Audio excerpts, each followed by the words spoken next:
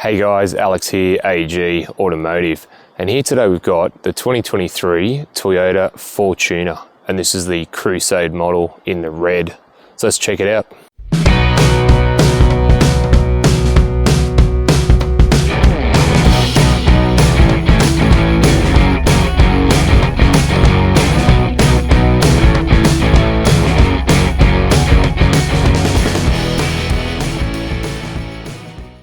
Alright, before we get into the video, just want to do a shout out to Brian Hilton Toyota, who were nice enough to let me have a look at this today, and I'll leave their contact details down below. And if you are after a Fortuner or any of the Toyota range, let them know that Alex from AG Automotive sent you, and they will look after you. So at the front here, you've got the big Toyota badge. You've got a relatively small looking grille, and it's a nicer front end. It's sort of stylish, and it's not over the top. Got a bit of chrome around the bonnet and headlights there, and you do have your LED headlights at the top there. You do have your daytime running lights at the bottom, and you've got your driving lights there as well. Now you also get a camera, front camera, as the Crusade has 360-degree cameras. And I like how they've put that silver trim piece at the bottom there, just to sort of break it up with the chrome. So what are your thoughts on the Fortuner? Are you interested in getting yourself one? Have you already got one? Let me know in the comments what your thoughts are with it. So the wheels on the Fortuner are 18-inch wheels, and I like how they're sort of like a fan blade design, and they've got like a matte silver sort of a finish, which I think is quite nice on the top spec one. Now you do get these plastic sort of molded arch supports there, but they're not over the top. You do get a camera just under there as well, if you can see.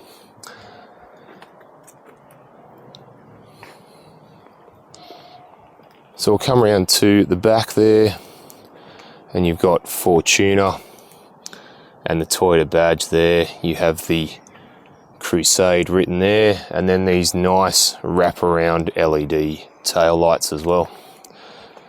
Sort of finishes it off quite nicely. You do also get a rear spoiler there as well. Sort of just slightly, I reckon they styled it slightly to a sportiness sort of look. Alright, let's go and have a look inside. Alright, just in the Fortuner. And it's quite upmarket in here. Now you still get hard dash plastics with the dash there, and even with the doors, they're sort of hard at the top there. You do ever get some soft leather above the speedo, and you get some soft leather either side of the audio system, and you also get some nice soft touch leather there on the top glove box. So to the right of the steering wheel, you do have your start stop button. You've got your idle up button, your parking sensors, you can open and close the boot. You've got a button to view the camera, the 360 cameras, and your DPF button, as well as your fuel and bonnet release further down from there. Alright, so the steering wheel itself, it's got this nice sort of harder leather piece just in the middle there. I guess that sort of makes a little bit more premium, or that's the look they were going for. Me personally, I don't mind it, but it's sort of like, it's only a tiny piece. It doesn't go right the way around, so maybe they could have put another piece at the bottom. So you do have your audio controls on the left, and your menu and some safety controls on the right, and then behind the steering wheel there you do have your cruise control, as well as paddle shifters for the performance orientated person. And you do get auto headlights and manual wipers there. So we'll come to the dash. Now you've got analog and digital speedo there. You've also got analog tacho, and then you have got a couple of menu buttons here. I'll just go through a couple of them. So you've got your navigation, you've got your what audio you're listening to, your safety features, any messages, and your settings. And you've also got your trip computer there, and you've got like your range, distance till empty, your eco indicator, those sort of things as well. Alright, so the media system. So this is the old one. It's the JBL one, but it's the older style one. I'm not really liking this. It's clunky. It sort of looks outdated, especially when you're using things like the navigation, the streets and the names. It sort of just looks outdated to me, and it's a bit clunky.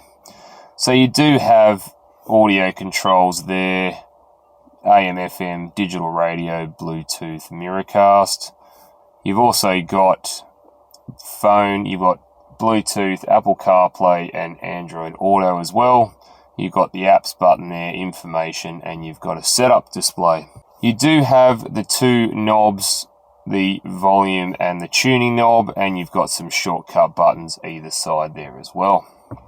So further down, you got dual zone climate control. Again, very nice. Got the twisty knobs there, and it's got some shortcut buttons there you can play around with.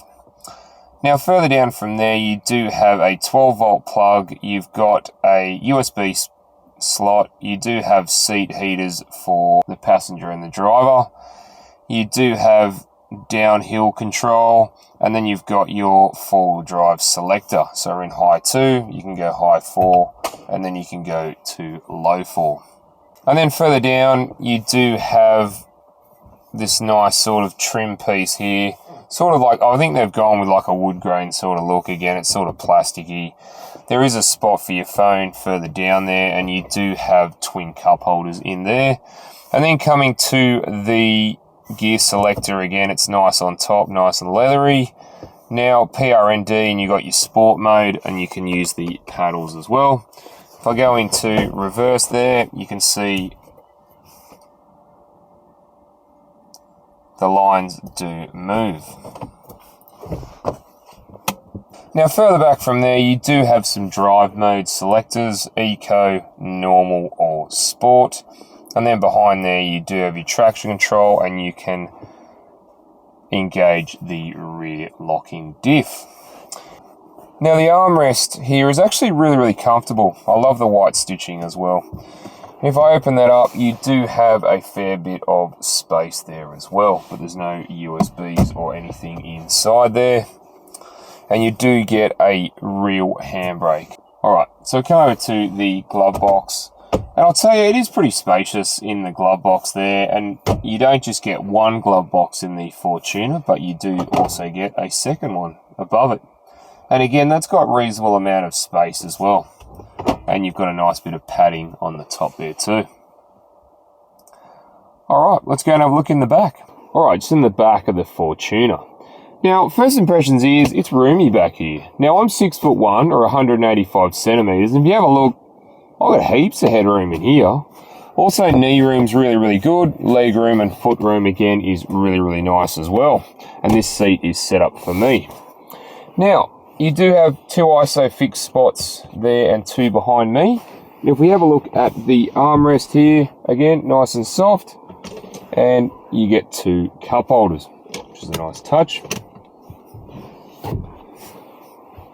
Now, the rear occupants get air conditioning through this control panel there. You can adjust the fan speed, put it on auto, or you can turn it off, depending on your preferences. And what do you reckon of the rear seats? Should I have a sit in them? Yeah, let's get in the right in the back and see what happens. Alright, so just in the very back of the Fortuner. Now, first impressions is it's a bit sort of snug in the back here. Now, I'm 6'1", 185 centimeters, and if you have a look, my head is just about touching the roof. My knees are touching this seat, and legs and foot room aren't that great, and this seat has been moved forward and can be moved forward, this one or that one separately. Now, you do get some cubby space either side, or storage space I should say, and you do get some air conditioning vents up the top that are controlled by the middle seat occupants, so be nice to them, or they'll probably freeze your butt off. Now, you do get a grab handle. You also get a window, so you can wave to people out the window. Hi, how you going? You also get a window on that side. It's very handy. But other than that, yeah, the seats in themselves are reasonably comfy and soft. Alright, let's go and have a look in the boot. Alright, so here in the boot of the Fortuner, as it sits with the third row up, you get 200 litres of boot space. If you were to fold the rear seats, you get 716 litres. And if you were to fold the second row, you get 1080 litres of boot space to play with. Now, I'll just show you quickly how these go up. And that just comes out of there. And that goes on there like that. So there's one down and one up. And I'll just do the same with this one. And that just comes out of there. And it just goes up on there. So you do get the tether points on the back of the middle row there. And other than that, there's not really any cubby holes or anything, as the spare wheel is mounted underneath. Alright, let's go and have a look under the bonnet. Alright, just under the bonnet of the Fortuner.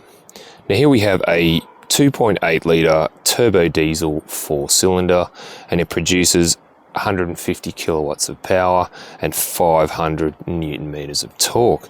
And that's mated to a 6-speed automatic driving either 2 wheels or 4 wheels. Now, Toyota claims the Fortuner uses 7.6 litres per 100 kilometres. So I'm pretty impressed with that. Alright, let's go for a drive.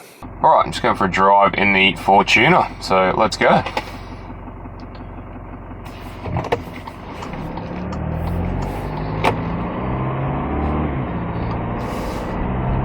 Alright, so vision out the front is really good, nice big window, both sides. Vision at the back is really good, you get a fair bit of width and a little bit of depth there as well. Vision out the sides, again really good vision all the way to the back, even the back corner. And the mirrors are round and curved and wide enough and big enough that you get a good field of vision out of them as well. So, first impressions driving around the Fortuner, as it's pretty much a Hilux, 7-seater Hilux, is the 2.8 litre diesel makes that sort of, is quite loud, I will be honest, and something that you will notice straight away as soon as you get in it, even if you don't really put your foot down, it still sounds like it's loud. If you turn the music up, it'll help that a little bit. And having the JBL system, you get good speakers. Now driving around the Fortuner, it's comfortable. I don't have to yell, it's pretty quiet in here if you listen to the road noise other than the engine.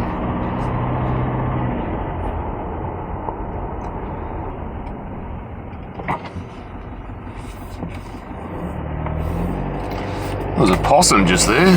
Good job I missed it. So I've just picked a bumpy sort of a street around here. It's not hard to find on the Central Coast. And I'll be honest, the Fortuner does feel a little bumpy. And this is only at sort of low speed. You can sort of feel everything that you go over, similar to the Hilux. It's not as bad as the Hilux. The Hilux pretty much throws you around. The Fortuner's not so bad. But the 500 Newton meters makes hills like this one we're coming to now effortless. As you can see, as you can hear, I'm not accelerating a lot. Now I know the Fortuner's not a sporty car by any means. It's more of a off-road or a, you know, take the kids to school, shopping, things like that. But if we just pop it into sport mode and we can have a go with the paddles and we'll see how we go.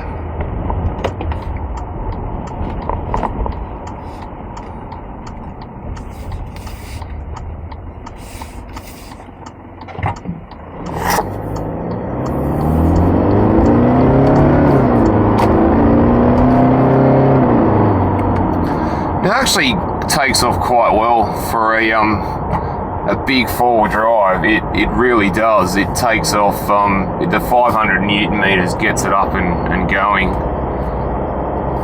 So it's got a bit of pull there should you need to get out into traffic or onto the freeway, things like that. So just driving it around in traffic, around town, it's reasonably quiet in here, and if you have a listen to the road noise when I'm not on the accelerator,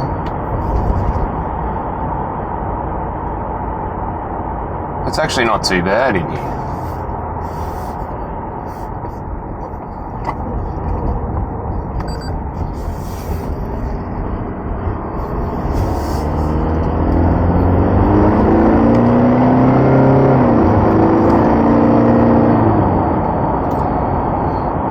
So it's got the grunt from the 500 Newton meters. It really does seem to hold that torque, and very well.